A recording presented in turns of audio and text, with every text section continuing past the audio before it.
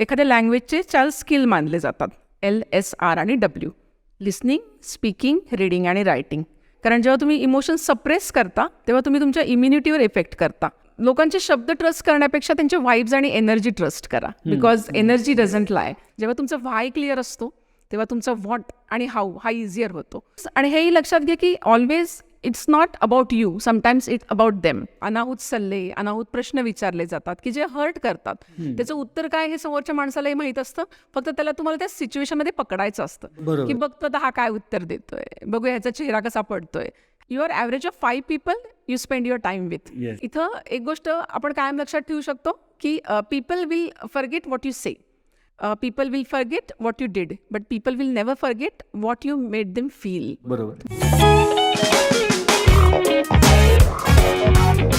नमस्कार मंडळी, mad spirit टॉकवरच्या आपल्या या नवीन कोऱ्या एपिसोडमध्ये पॉडकास्टमध्ये तुमच्या सर्वांचं परत एकदा सहर्ष स्वागत. आणि या पॉडकास्टमध्ये आपल्यासोबत पाठीमागे एका पॉडकास्टमध्ये येऊन गेलेल्या गेस्ट परत आलेल्या आहेत. गौरी मॅडम, तुमचं या पॉडकास्टमध्ये परत एकदा खूप खूप स्वागत. थँक्यू. आणि पाठीमागच्याच पॉडकास्टमधला एक प्रश्न मला पुढे घ्यायचा आहे. जो पॉडकास्ट रिलीज झाला आपला, त्यानंतर एका मॅडमनी विचारलं की मॅडमला खास करून विचारा, आमची मुलं आत्ता इंग्लिश मिडियमला आहेत आणि आम्ही मराठी मिडियमचे, आमचा आणि इंग्लिशचा काही गंध नाही आहे, तर त्या परिस्थितीला आम्ही टॅकल कसं करू, हा फार महत्त्वाचा प्रश्न आहे.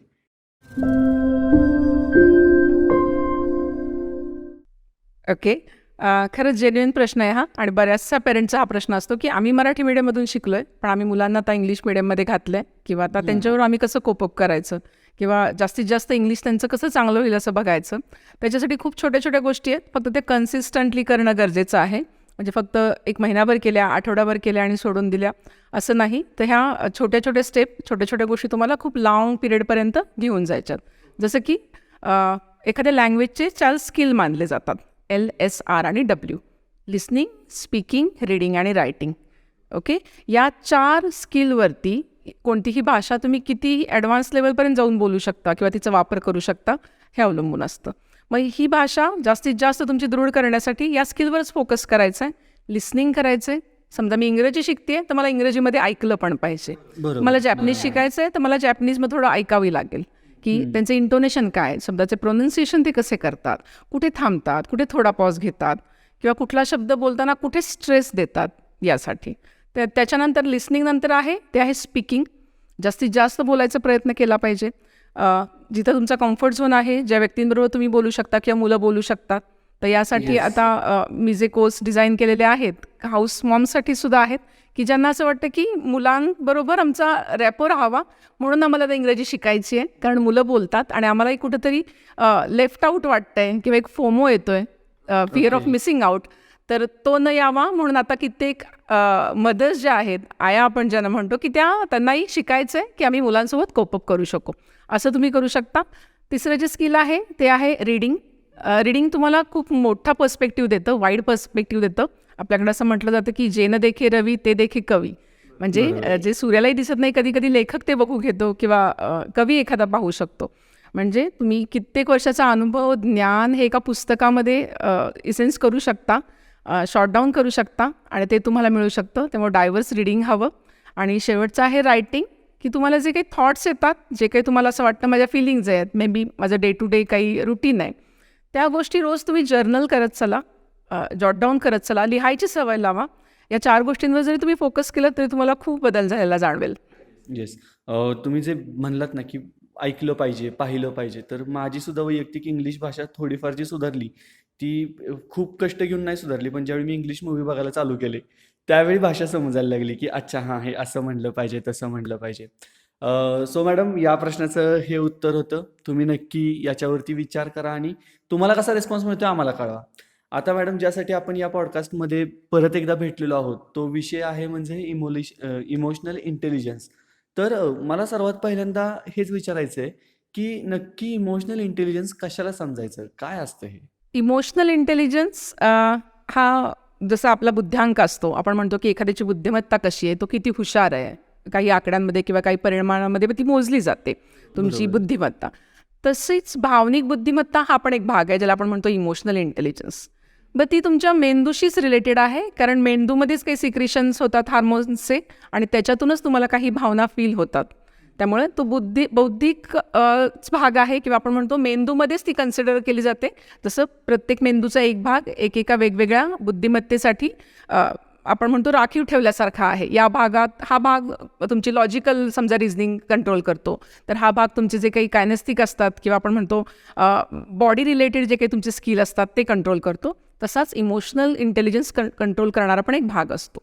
इमोशनल इंटेलिजन्स म्हणजे अगदी प्रॅक्टिकली सांगायचं झालं तर आपल्या आसपास बरीच माणसं असतात, त्यातली काही खूप समजूतदार असतात किंवा खूप शांत असतात, सारासार विचार करून वागणारी असतात, किंवा आपल्याला एखादी क्रिटिकल सिच्युएशन आली किंवा एखाद्या क्रिटिकल माणसाला जरी हँडल करायचं झालं तरी आपण त्या माणसाला लगेच बोलून घेतो की हा हे व्यवस्थित करेल.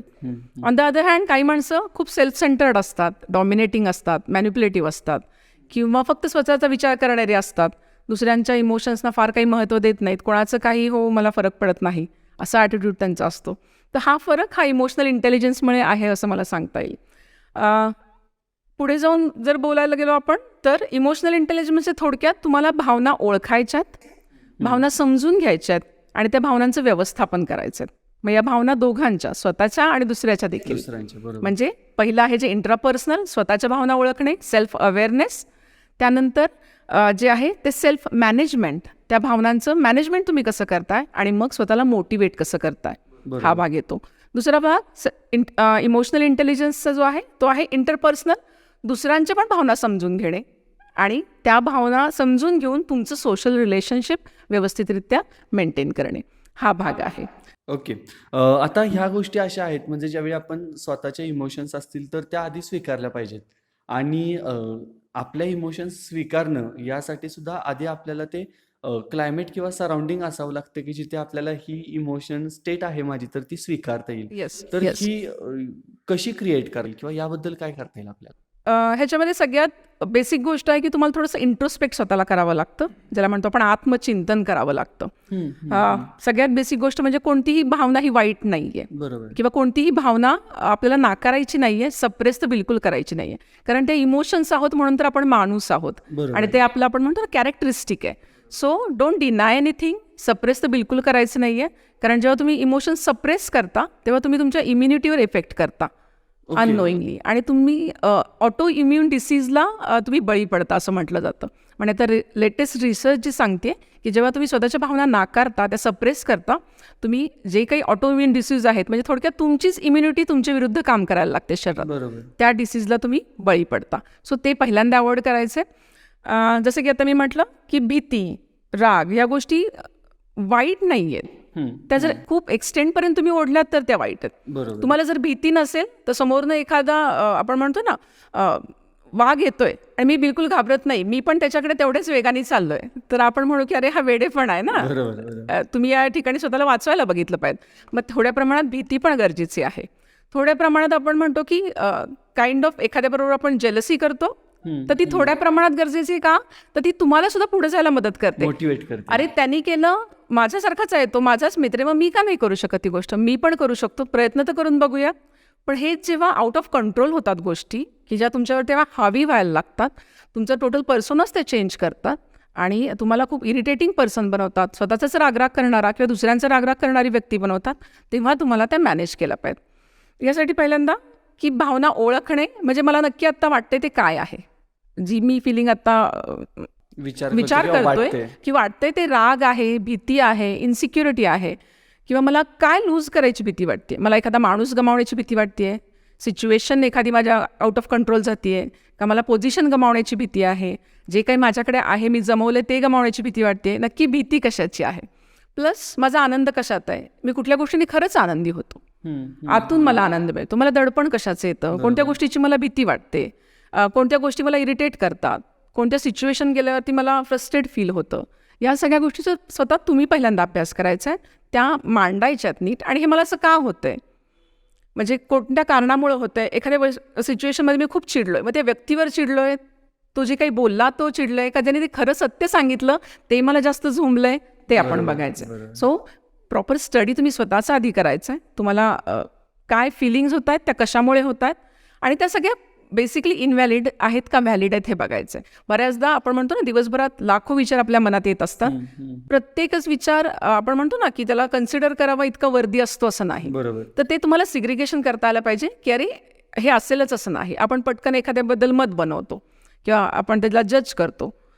त्यामुळं त्या व्यक्तीला बघलं अरे हा ना हा असाच आहे असं एखाद्या घटनेवर आपण ठरवून टाकतो. पण नाही, त्याने त्यावेळेला दिलेली ती रिॲक्शन असू शकते. जनरली तो माणूस असाही चांगला असू शकतो, मे बी एखाद्या वेळेस त्यावेळी त्याचंही काहीतरी बिघडलेलं असू शकतं, म्हणून त्याने ती सडन रिॲक्शन किंवा हार्श रिॲक्शन दिलेली असू शकते. सो ही मॅच्युरिटी तुम्ही शो करत जाता की हा ठीक आहे, अरे नेहमी असा नसतो, आज काहीतरी बिनसलं असेल, लेट इट बी. बघूया, आपण या विषयावर नंतर बोलूया.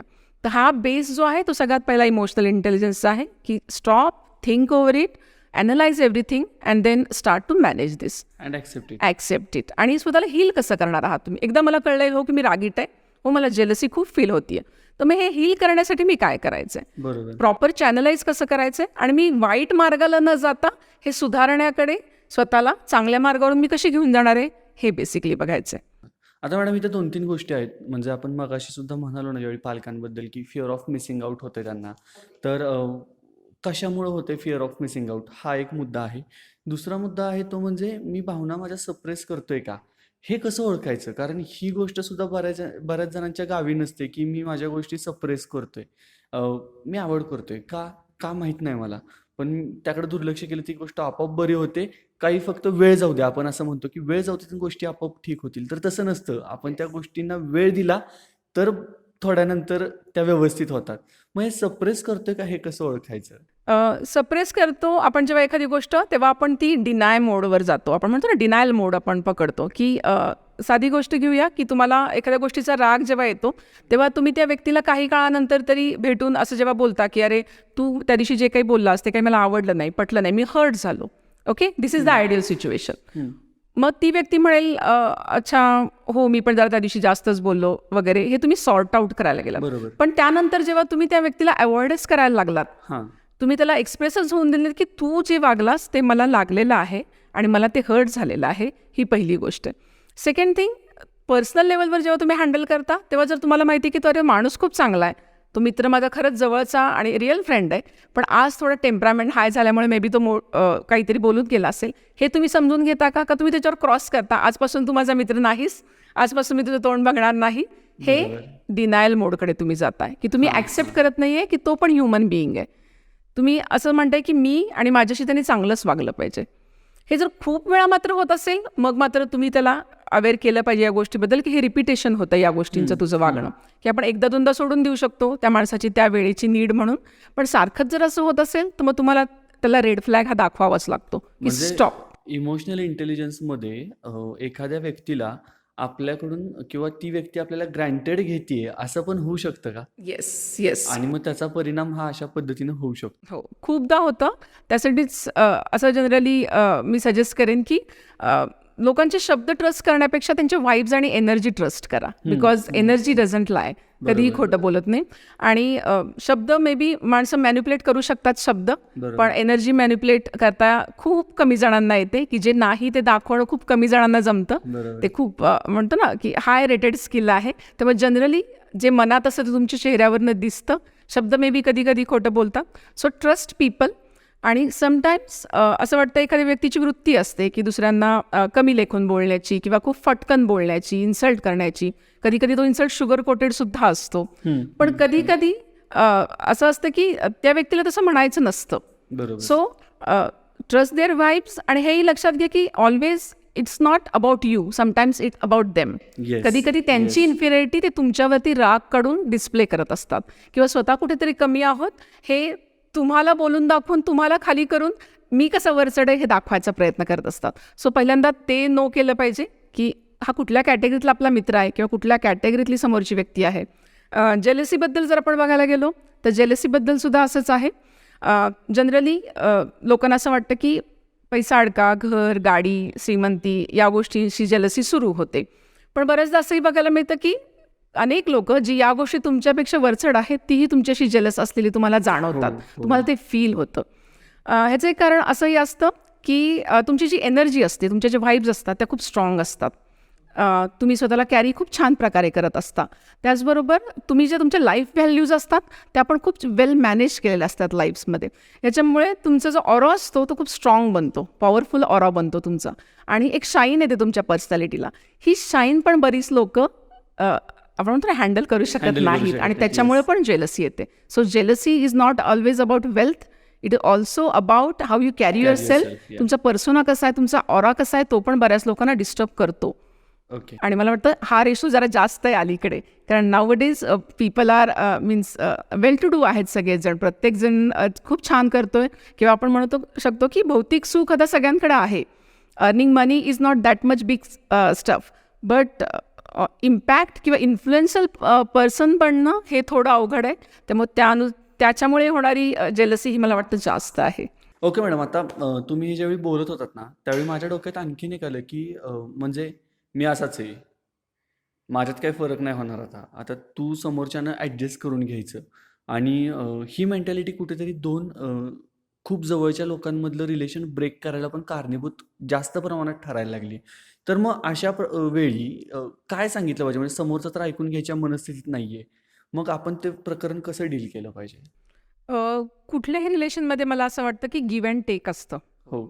सुरुवातीला अगदी तुम्ही रोमॅन्टिक रिलेशनशिप घ्या किंवा इतर कोणत्याही रिलेशनशिपमध्ये, जेव्हा देवाणघेवाण होते विचारांची, किंवा आपण म्हणू शकतो ज्याला प्रेम, केअर ज्याला आहे, केअरिंग आहे, अफेक्शनची, तेव्हाच ते नातं फुलतं असं मला वाटतं. बरोबर. वन वे ट्रॅफिक फार काही लांब तुम्हाला घेऊन जाऊ शकत नाही या ह्याच्यामध्ये. मग किंवा समोरचा माणूस जर तिथून त्याला बाहेर पडता नसेल येत, तरी तो असा जगतो की ठीक आहे रे, ह्यालाही नाही फरक पडत तर मलाही नाही फरक पडत, मी माझा पाथ चूज करतो. सो रिलेशन तुम्हाला एखादं जर फुलफिल करायचं असेल, किंवा जर तुम्हाला ते फ्लरिश करायचं असेल, तर नक्कीच तुम्हाला एफर्ट्स हे घ्यावे लागतात, आणि तुम्हाला काही गोष्टी या करत राहाव्या लागतात. जसं की त्याला जे हवं आहे ते त्याला आपण त्या नात्यातून देतोय का, सर्वप्रथम मला ते कळलं आहे का, माझ्याकडून काय अपेक्षा आहेत आणि माझ्या पार्टनरकडून काय अपेक्षा आहेत. किंवा भलेही हे रिलेशन रोमॅन्टिक नसलं तर समोरची व्यक्ती मैत्रीण असेल तुमची, तुमचा मित्र असेल, किंवा अगदी तुमच्या आईकडून तुमच्या काय अपेक्षा आहेत, किंवा तुमच्या इतर कोणत्याही नातेवाईकाकडून की जो तुमच्यासाठी मॅटर करतो त्याच्याकडून तुमच्या काय अपेक्षा आहेत, या तुम्ही व्हर्बली त्याच्यापर्यंत पोहोचवल्यात का. बरोबर. बऱ्याचदा आपण असं म्हणतो की त्यांनी समजून घ्यावं आणि त्यांनी मला हवं तसं वागावं, ही बरोबर. साधी गोष्ट ही त्याला बरोबर. कळत नाही का. पण आपण जसं म्हणतो की हे मेन आणि वुमन बाबत फार जास्त होतं, कारण ते टोटली डिफरंटली वायर्ड आहेत. जी गोष्ट पुरुषांना किंवा आपण म्हणतो खूप नॉर्मल नॅचरल वाटते, अरे किती साधी आहे, तीच विमेनला खूप हर्ट करू शकते आणि बरोबर. खूप त्यांच्यासाठी मोठी असू शकते. म्हणून मला वाटतं सगळ्यात जास्त जे होतात हे आर्ग्युमेंट्स, आणि हे हजबंड वाईफमध्ये किंवा आपण म्हणू शकतो पार्टनर्समध्ये हे जास्त होतात, की मेनचा जो हा टेंडन्सी असते ती एखाद्या कुठल्याही प्रॉब्लेमला, सिच्युएशनला लॉजिकली हँडल करण्याची असते. ठीक आहे, प्रॉब्लेम आहे ना, चला आता सोल्युशन बघूया. Okay, they don't want to mull over that problem. आणि लेडीज ज्या असतात, स्त्रिया, त्यांचं असं असतं की ते पहिल्यांदा खूप वेळ त्या प्रॉब्लेमचं ॲनालिसिस थरं करतात, म्हणजे इतकं त्याच्यावर हे करतात की त्या छोट्याशा प्रॉब्लेमची छोटीने छोटी गोष्ट त्यांची पाठ होऊन जाते, इतका तो प्रॉब्लेम छान ते डिस्कस स्वतःशी आधी करतात. पुन्हा तो त्यांना समोर त्यांच्या पार्टनरशीही करायचा असतो, त्याने तो ऐकला पाहिजे ही अपेक्षा असते. आणि त्यांना सोल्युशन माहीत आहे. जसं आपण मागच्याला म्हणलं की त्यांना सोल्युशन माहीत आहे, पण त्यांना फक्त असं वाटतं की पार्टनरनी, हो हा खरंच खूप मोठा प्रॉब्लेम आहे, तू कसं काय हँडल करतेस, किंवा हो तुला हर्ट होतोय, तुला त्रास होतोय, मला माहिती आहे, पण यू आर आपण म्हणू शकतो की व्हेरी स्मार्ट इनफ, की तू खूप डेअरिंग आहे तुझ्यात, तू करतेस हँडल, मॅनेज करतेस, खरंच hats off to you. Basically हे ऐकायचं असतं. So they don't want solution. So हे बसून इथं असं नाही आहे की एकमेकांसाठी खूप बदललं पाहिजे, कारण ते शक्य नाही आहे. Men will be like men as they wired, and women like be them like they as they wired. पण एकमेकांचं पर्स्पेक्टिव्ह समजून घेणं गरजेचं आहे, की अरे तर ही मला 10 मिनिटं फक्त ही स्टोरीज सांगणार आहे, मला ऐकायचे, मान डोलवायचे, हो का म्हणायचं आहे, बस she is happy. Okay, that's it.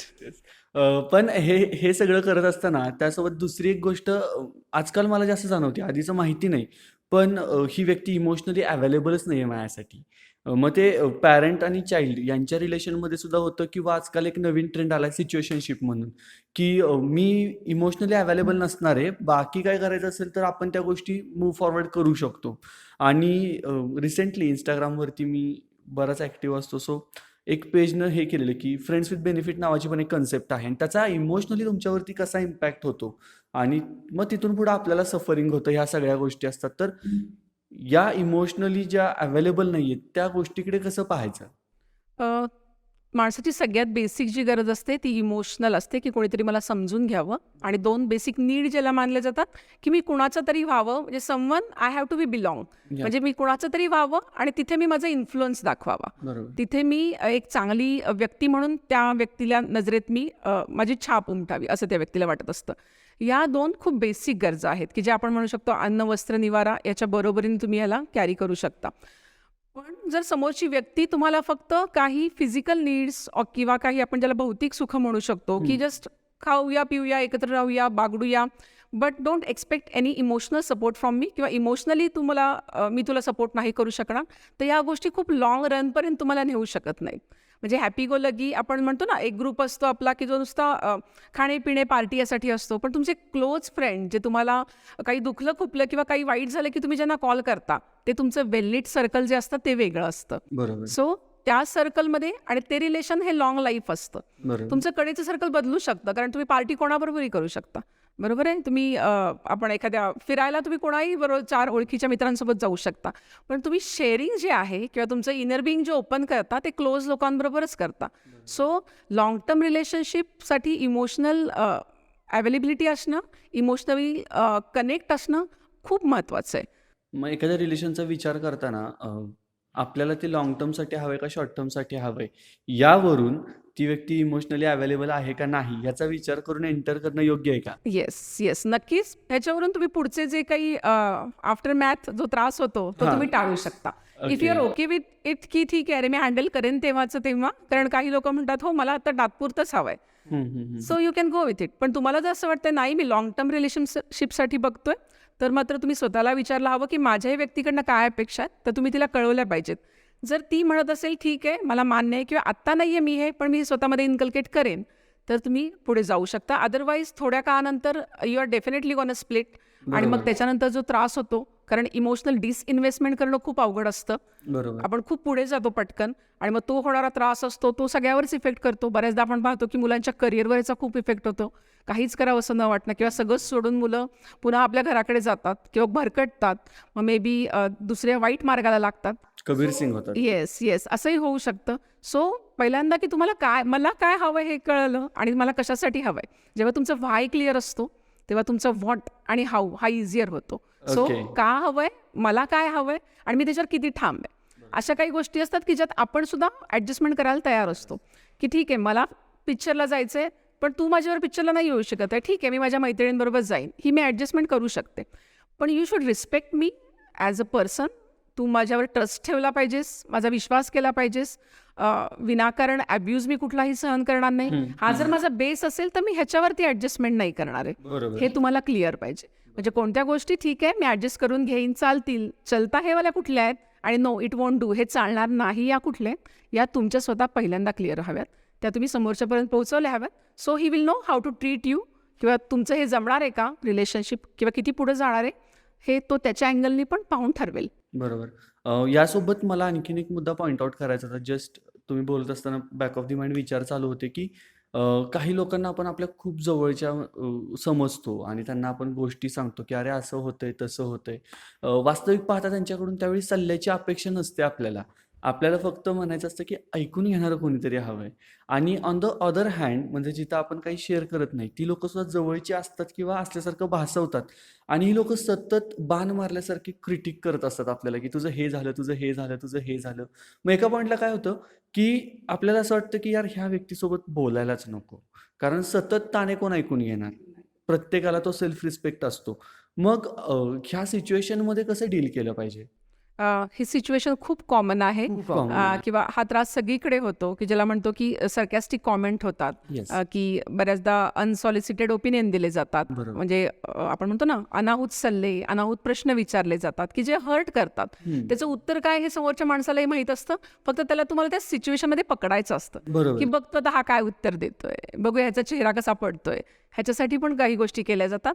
त्याचबरोबर कधी कधी असं होतं की आपण बऱ्याच गोष्टी चेष्टेच्या स्वरूपात बोलून घेतो, ग्रुपमध्ये असतो.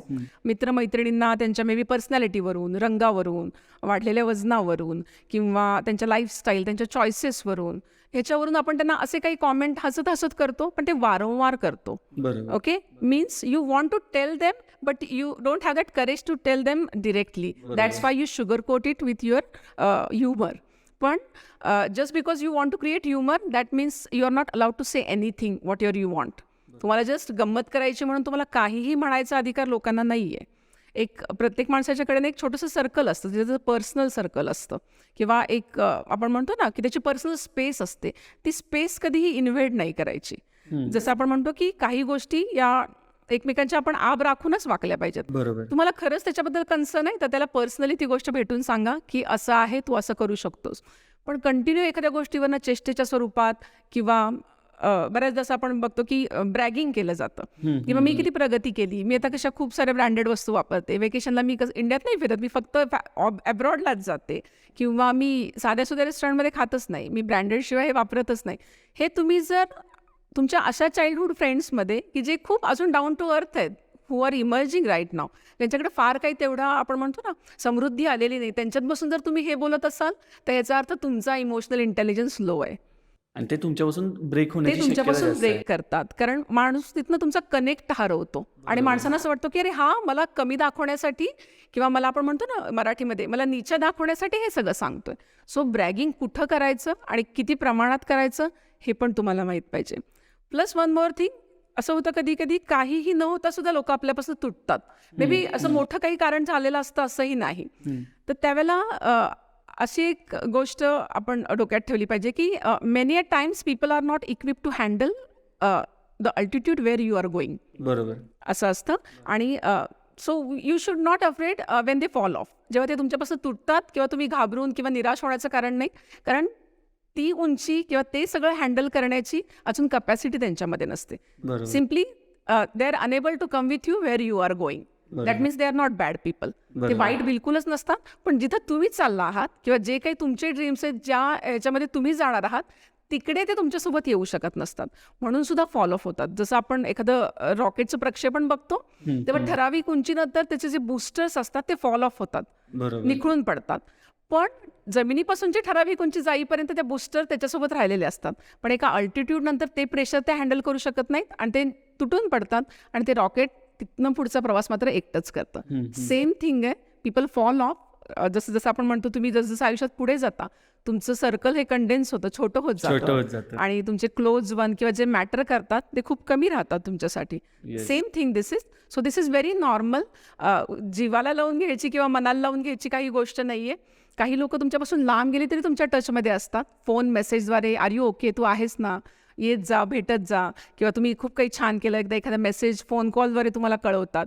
पण तुमच्या रोजच्या जवळची असलेली लोक सुद्धा बऱ्याचदा तुमचं ते एखादी चांगली गोष्ट डिनाय करतात. मी बघितलंच नाही किंवा आय डोंट नो, हो अच्छा असं काही झालं का, नाही मला माहीतच नाही का, मला बघायलाच नाही वेळ मिळाला किंवा काय, असंही सांगू शकतात. सो फार काही जीवाला लावून घ्यायची गोष्ट. पण या छोट्या छोट्या गोष्टी राहतात ना आतमध्ये. येस, राहतात डेफिनेटली, कारण आपण पण माणूस आहोत. आपण त्यांच्या त्या हिंटने आपण त्यांना जज केलं की अरे एवढी गोष्ट झाली पण तो मला भेटला नाही किंवा माझ्या वाईट प्रसंगी आला नाही किंवा माझ्या चांगल्या गोष्टीला त्यांनी मला अपलॉड केलं नाही. सो ही पण एक बेसिक थिंग आहे की लोक दुसऱ्याच्या दुःखात खूप इझिली दुःखी होऊ शकतात, पण दुसऱ्याच्या आनंदात आणि यशात आनंदी होणं हे खूप अवघड आहे आणि ते खूप कमी लोकांना जमतं. येस. आत्ता मध्यंतरी आम्ही मित्र बसलेलो आणि आमच्यात चर्चा चाललेली, बसलेलो म्हणजे नुसतेच बसलेलो. तर त्यावेळी चर्चा झाली की आजकाल काय होतंय, बरेच लोक किंवा बरेच मित्र कॉन्टॅक्टमधून बाहेर जात आहेत आणि आपण कॉन्टॅक्ट केला तर ही लोक आपल्या कॉन्टॅक्टमध्ये, आपण नाही कॉन्टॅक्ट केला तर अरे आता काय सगळ्यांचं असंच चाललंय ना, सगळेजण ज्याच्या आयुष्यात बिझी आहेत, तर कशाला उगाच तुला त्रास तुझ्या बिझी शेड्यूलमध्ये. म्हणजे काही मित्र असतात ना असे की त्यांचा फोन असेल किंवा त्यांचा मेसेज असेल किंवा त्यांनी भेटायचं म्हणलं तर आपण म्हणतो की बाबा हा ठीक आहे, लगेच नाही पण अर्धा तासात तरी आपल्याला करता येईल, बाकी गोष्टी बाजूला ठेवता येईल. पण नाही, एका बाजूला इतकं त्यांनी डोक्यात ठेवलेलं आहे की आता ह्या गोष्टी सगळ्या फॉलो अप होणार आहेत. म्हणजे माझे वडील पण मला लहानपणी सांगायचे की तुझे आत्ता मित्र आहेत ना, हे तुझे कॉलेज नंतर किती टिकतायत ते बघ. तर ह्या गोष्टी टिकवून ठेवाव्या लागतात. त्या आपोआप नाही टिकत आणि हे समजलं पाहिजे बऱ्याच जणांना. पण माझा इथं पुढे एक प्रश्न होता, की आपण सल्ले देतो आणि सल्ले दिल्यानंतर आपलं काम झालेलं असतं. म्हणजे एखाद्यानं सल्ला मागितलाय, तर तो आपण दिला सल्ला, आपलं काम झालं. तो व्यक्ती किती फॉलो करतोय किंवा किती नाही करत आणि मग त्याला सातत्यानं परत, "तू माझं ऐकतच नाहीस, तुला माझं पटतच नाही." हे सांगणं म्हणजे काय करतात ही लोकं? कशी मेंटॅलिटीशी खेळतात बाकीच्यांच्या? इथं आपण म्हणू शकतो की इमोशनल इंटेलिजन्स त्यावर त्यांना काम करणं खूप गरजेचं आहे. अ, जसं आपण म्हटलं की गिव्ह अँड टेक आहे रिलेशनशिपमध्ये. बऱ्याचदा असं असतं लोकांचं की अरे तू माझ्यासाठी हे कर, मी जेव्हा बोलवेन तेव्हा तू ये किंवा मी म्हणेल तसंच करूया. पण तू जर काही म्हणलंस तर मी मात्र त्याला क्रॉस करतो की नाही मला नाही चालणार आणि ते जर तू केलंस तरच तू माझा चांगला मित्र. आपल्यालाच ते गिल्ट देतात किंवा काही व्यक्तींच्या सहवासात जाऊन आपल्याला भेटून आल्यानंतर एक्झॉस्टेड फील होतं. हो. म्हणजे असं वाटतं कशासाठी गेलो मी, म्हणजे मी एक जरा चिल होण्यासाठी किंवा रिलॅक्स होण्यासाठी गेलो होतो आणि 2 दिवसाचं पुढचं आपण म्हणतो ना दुखणं मी घेऊन आलो, की एक्झॉस्टिंग फील होतं काही लोकांच्या सहवासामध्ये. सो अशी लोकं ओळखणं आणि बेटर वे अवॉइड करणं, जर ती ऐकत नसतील तर that is the best thing. कारण ते तुमच्यातनं तुमची पॉझिटिव्हिटी एक्स्ट्रॅक्ट करतात, निगेटिव्हिटी त्यांची तुम्हाला पास करतात. सो जिथे तुमचा आपण म्हणतो ना your real self is welcome किंवा ॲक्सेप्टेड प्रेझ, तिथे तुम्ही राहावं. कंपनी आपण ज्याला म्हणतो मॅटर करते. इट्स नॉट की ते बॅड आहेत, बट समहाव तुमची आणि त्यांची वेवलेंथ नाही जमत आहे. जुळत नाहीये. Yes, definitely they are not bad people, but you are not comfortable.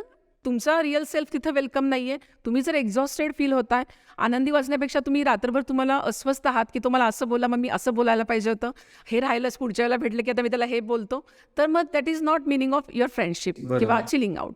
हे डिसाईड करा. आणि तुमची कंपनी जी असते, असं म्हटलं जातं की your average of 5 people you spend your time with. Yes. तुमच्या आसपासचे जे क्लोजेस्ट 5 पीपल असतात ते तुमच्या पर्सनॅलिटीवर खूप इम्पॅक्ट टाकतात आणि हळूहळू तुम्ही तसं बनायला लागता. So choose your company wisely.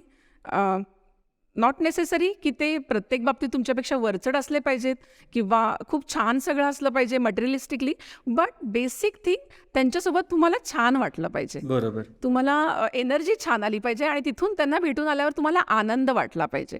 इथे कोणतीही श्रीमंती किंवा अधिकाराने वर असणे, तुमच्यापेक्षा जास्त प्रॉस्परस असणे हा भाग नाही आहे. गिले शिकवे नाही पाहिजे. बस बस. आणि तुम्ही जसे आहात तसे तुम्हाला ॲक्सेप्ट करतात, तुमची काळजी करतात. फक्त भेटल्यावरच गोड नाही बोलत, तर मागूनही तुमच्या बद्दल चांगलं बोलतात आणि तुमची विचारपूस करत राहतात. म्हणजे वर्षभरात जर एखादी मैत्रीण भेटले तरी तुम्हाला लगेच जर तिला मिठी मारावीशी वाटत असेल किंवा मित्र भेटल्यावर, मीन्स तुमच्यातलं ते रिलेशन लाईव्हली आहे, वाईब्स आहेत. नाहीतर कधी कधी रोज भेटणाऱ्या मैत्रिणींनाही असं होतं की आय कॉन्टॅक्ट अवॉइड केला जातो. एक एक तासभर आपण एखाद्या त्या मैत्रिणीकडे टेबलच्या पलीकडे बघत नाही, because we don't want to deal with her, we don't want to talk with her. त्यामुळे आपण असं डिनाय करतो की I am not seeing her, माझ्यासाठी ती इनव्हिजिबल आहे. तर दिस इज नॉट फ्रेंडशिप. किंवा अशा ठिकाणी जाण्यात मग काहीच अर्थ नाही. मग तुम्ही स्ट्रेसमध्ये राहता, अरे तिच्याकडे नाहीच बघायचं आहे मला, तिने बघितलं तरी मी हसणार नाही आहे, तिने असं केलं तरी मी असं करणार आहे. So this is not meaning of friendship. So B with people who really give you happiness. Okay. आता मॅडम आपल्या पॉडकास्टच्या शेवटच्या टप्प्याकडे येताना मला 2-3 प्रश्न आहेत अजून. एक आहे तो म्हणजे हा जो भावनिक बुद्ध्यांक आहे, याचा आपल्या पर्सनल लाईफवरती कसा इम्पॅक्ट करतो? पर्सनल लाईफवर खूपच इम्पॅक्ट करतो.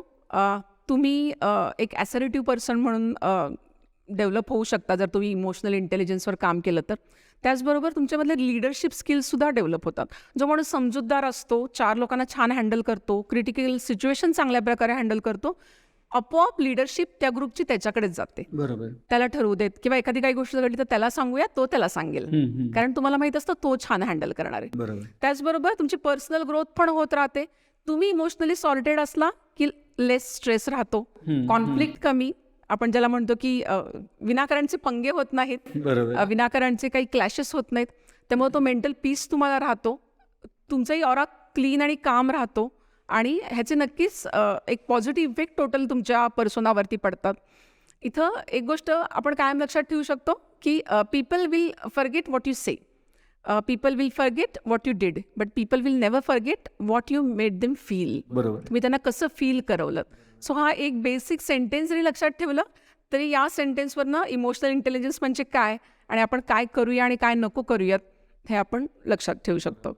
आणि मग ह्याचा प्रोफेशनली कसा फायदा होतो किंवा प्रोफेशनली हा यूज कसा होतो? प्रोफेशनली पण खूप यूज होतो. जर मला एखाद्या लीडरशिप करायची आहे, एखाद्या कंपनीत मी कामाला आहे आणि मला असं वाटतं की माझ्याकडे ते पोटेन्शियल आहे आणि मला लीडर बनायचं आहे या एखाद्या टीमचा, या ऑफिसचा किंवा या कंपनीचा, तर जेव्हा तुम्ही तुमच्या बरोबरच्या 4 लोकांना छान समजू शकता, त्यांचे प्रॉब्लेम पण समजू शकता. जसं मी त्यांना तुम्हाला एखादं काम देते आहे आणि हे काम मी करा म्हणून सांगितलं आहे. I don't know by hook or crook, get me done by tomorrow morning. पण येणारी एक अडचण जी आहे त्यांना, ती मी कन्सिडर करते का कसं मला माहीत नाही, पण मला पूर्ण करून द्या असं म्हणते.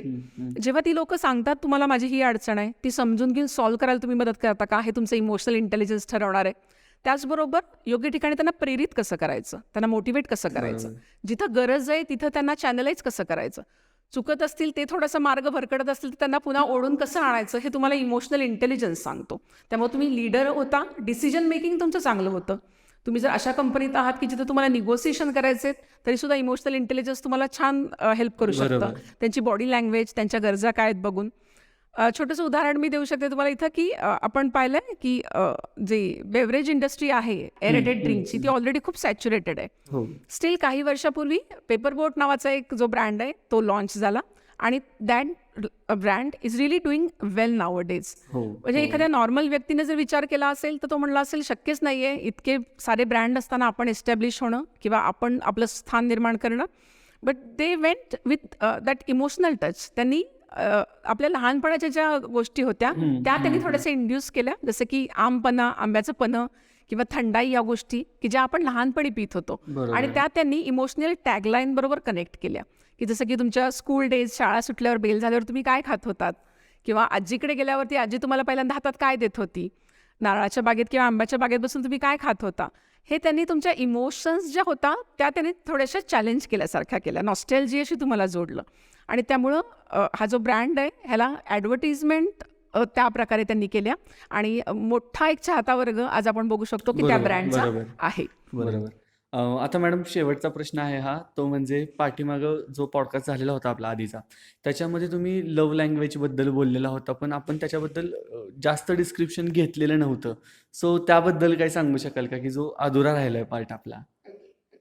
लव्ह लँग्वेज आपण ज्या मागच्या वेळेला पाहिल्या, आता त्या 5 लव्ह लँग्वेज आहेत.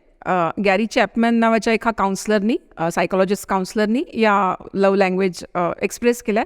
या एक्सपिरियन्स बेस आहेत, मला ह्याला फार काही सायंटिफिक असा बेस नाही आहे, बट समहाऊ पीपल से की दिस इज ॲक्च्युली राईट. जे काही त्यांनी मांडलं आहे ते अगदी बरोबर आहे. तर या लव्ह लँग्वेज कशासाठी गरजेचं आहे, तर कुठलंही नातं जे आपण म्हणतो की त्या नात्याला कंटिन्युअस तुम्हाला खत पाणी घालावं लागतं. जसं एखादं रोपटं तुम्ही आणता नर्सरीमधून आणि आणून नुसतं ठेवलं आहे ते त्याच्या ह्याच्यावर ग्रो होईल असं म्हणलं तर ते हवं तसं वाढत नाही किंवा तुम्हाला हवं तसं फुलांचा बहर देत नाही.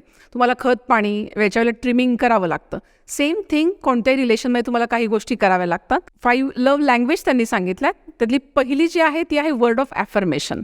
म्हणजेच तुम्ही शाब्दिक गोष्टींचा वापर करून प्रेम तुमचं व्यक्त करायचं आहे. जसं की छोटी गोष्ट आहे, I am proud of you, किंवा मला तुझा अभिमान वाटतो, किंवा माझं तुझ्यावर खूप प्रेम आहे, तू चांगलं करतोयस. कोणत्याही गोष्टीला कॉम्प्लिमेंट देऊन आणि शाब्दिक माध्यमातून त्याला तुमच्यावरचं प्रेम दाखवणं, ही काही लोकांची नीड असू शकते. नॉट नेसेसरी की या 5 लँग्वेज तुम्ही एका वेळेला अप्लाय करताय किंवा तुम्हाला त्या जमत आहेत, पण ट्राय टू अंडरस्टँड की तुमच्या पार्टनरला ह्यातली कुठली लँग्वेज सुटेबल आहे आणि कुठल्या लव्ह लँग्वेजने एक्सप्रेस केल्यावर तो सगळ्यात जास्त हॅपी आहे. नेक्स्ट जी आहे ती आहे क्वालिटी टाईम. म्हणजे एखाद्या व्यक्तीला तुमच्याबरोबर क्वालिटी टाईम स्पेंड करायचा आहे. He wants active listening, eye contact तुमचा हवा आहे, 5 मिनटं बसून तुम्ही वेळ द्यावा आणि बोलावं हे त्याला वाटतं, किंवा कुठेतरी वॉकला दोघांनीच जावं आणि सगळ्या गोष्टींची चर्चा करावी. दिस इज क्वालिटी टाईम. बाकी सगळं बंद करून, बाकी सगळं बंद करून कोणतंही डिस्ट्रॅक्शन न घेता. थर्ड जे आहे ते आहे फिजिकल टच, ज्याच्यामध्ये त्या माणसाला शारीरिक कन्फर्मेशन हवं असतं स्पर्शाने तुमच्या. मग जसं की अगदी सिंपल गालाला हात लावणं असू देत, किंवा हँड होल्ड करणं असू देत, किंवा बाहेर जाताना putting your arm around your partner असू देत. आणि बेसिकली बऱ्याच जणांना असं वाटतं की हे तुम्ही पब्लिकमध्ये करावं, अशी पण त्या जे गॅरी चॅपमन त्यांची इच्छा, त्यांनी जे सांगितलं आहे की बऱ्याच जणांना वाटतं की हे या गोष्टी पब्लिकमध्ये देखील व्हाव्यात.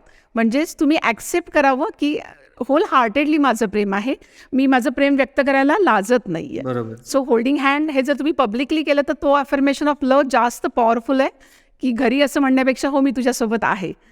सो असं बऱ्याच लोकांना वाटू शकतं. Yes, action matters definitely. नंतर जे आहे ते आहे ॲक्ट ऑफ सर्व्हिस. म्हणजे बऱ्याच लोकांना असं वाटू शकतं की अरे मला हे बोलणं वगैरे काही नको आहे. ओके, म्हणजे आपण म्हणतो ना व्हर्बल फ्रेम नको आहे, ॲक्शनमधून दाखव, ये जरा मला मदत कर. Okay, may be house chores असू देत किंवा कुठल्याही गोष्टीमध्ये 4 कामं तू वाटून घे, 2 कामं मी करते, राहिलेली पुन्हा मी करते. तर हे ॲक्ट ऑफ सर्व्हिस ही पण बऱ्याच जणांची लव्ह लँग्वेज असू शकते, की सपोज गेस्ट आलेले आहेत आणि सर्विंग करताना किंवा पुन्हा टेबल क्लीन करताना तुम्ही तुमच्या पार्टनरला किंवा घरात मुलं आईला मदत करतायत का, हे पण प्रेमाची भाषा असू शकते. फक्त आदर करणं आपल्याला वाटतं की पेरेंट्ससाठी मुलांनी हीच त्यांची लव्ह लँग्वेज आहे, पण नाही, पेरेंटची अपेक्षा असते की मुलांनी मदत करावी. आई वडिलांनाही काही दुखतंय खुपतंय विचारावं किंवा कधी वाटलं तर पाय दाबून द्यावेत. ओके, तर ही आई वडिलांकडून वाटणारी act of service love language आहे. ह्याच्याच बरोबर हजबंडलाही वाटू शकतं की माझ्या ऑफिसच्या वर्कमध्ये माझ्या बायकोनी मला मदत करावी, ही त्याच्यासाठी लव्ह लँग्वेज असू शकते. किंवा वाईफला वाटतं त्यांनी मला थोडी किचनमध्ये मदत करावी, ही तिची act of service love language आहे. आणि लास्ट वन जी आहे ती आहे म्हणजे receiving gift, but it is quietly misinterpreted. लोकांना असू शकतं की अरे खूप कॉस्टली गिफ्ट मला द्यावीत, अशी लँग्वेज अशी भाषा आहे का? तर नाही, प्रत्येक वेळेला नॉट नेसेसरी की तुम्ही कॉस्टली गिफ्ट द्यावीत, बट छोट्या मोठ्या गोष्टी देत राहणं आणि त्या असं दाखवतात की यू थिंक ऑफ मी. एखादी गोष्ट बघितल्यावर तुला माझी आठवण आली म्हणून तू मला घेऊन आलास. सपोज जर एखाद्या बायकोला जिलेबी आवडत असेल तर ती आठवणीनं त्यांनी घेऊन येणं किंवा आवडीचं एखादं पुस्तक घेऊन येणं, आवडत्या लेखकाचं गजरा घेऊन येणं, जे आपण बऱ्याचदा चित्रपटात पाहतो. So this can be gifting love language. तर या 5 लव्ह लँग्वेज आहेत. ह्यातली कोणती तुमच्या पार्टनरची रोमॅन्टिक रिलेशनशिपमध्ये किंवा इतर रिलेशनशिपमध्ये तुमच्या समोर असणाऱ्या व्यक्तीची कोणती लव्ह लँग्वेज आहे ती तुम्ही ओळखायची आणि त्या दृष्टीनं तुम्ही त्याचं प्रेम व्यक्त करायचं आहे. Definitely he will be on cloud 9. Yes yes yes. आता खरंच शेवटचा प्रश्न आहे, ते म्हणजे ह्या सगळ्या पॉडकास्टचा समअप करताना तुम्ही काय कराल? समअप करताना मी एकच गोष्ट सांगेन की रिॲक्ट पटकन होऊ नका, रिस्पॉन्ड करायचं आहे तुम्हाला. सो वेट, प्रोसेस करा थिंग्सवर. तो नक्की काय म्हणतोय, त्याला काय म्हणायचं आहे. कधी कधी आपण जेव्हा त्या फ्रॅक्शन ऑफ सेकंडला उत्तर द्यायला जातो तेव्हा नको असलेल्या गोष्टी पण बाहेर पडतात. तेव्हा पहिल्यांदा सुद्धा हा एक प्रश्न विचारा पुढचं बोलण्याच्या आधी की जे मी बोलतोय ते खरं आहे का, फर्स्ट थिंग. नेक्स्ट, नेसेसरी आहे का, हे बोललं पाहिजेच का. त्याच्या पुढे जे मी बोलतोय ते सॉफ्ट आहे का, काइंड आहे का, शब्दांची योग्य मी निवड केली आहे का. त्याच्यानंतर ते बोलण्यासाठी मी योग्य माणूस आहे का. बरोबर.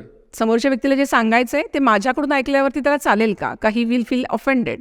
आणि शेवटचे आहे की तो जो टाईम आहे सांगण्याचा तो राईट टाईम आहे का. बरोबर. कारण बऱ्याचदा असं होतं, आपण एखाद्या व्यक्तीला सांगतो अरे अचानक तुझं हे खूप खराब आहे, तू स्टेजवर चाललायस ना पण तुझं ड्रेस आणि अटायर खूपच खराब आहे.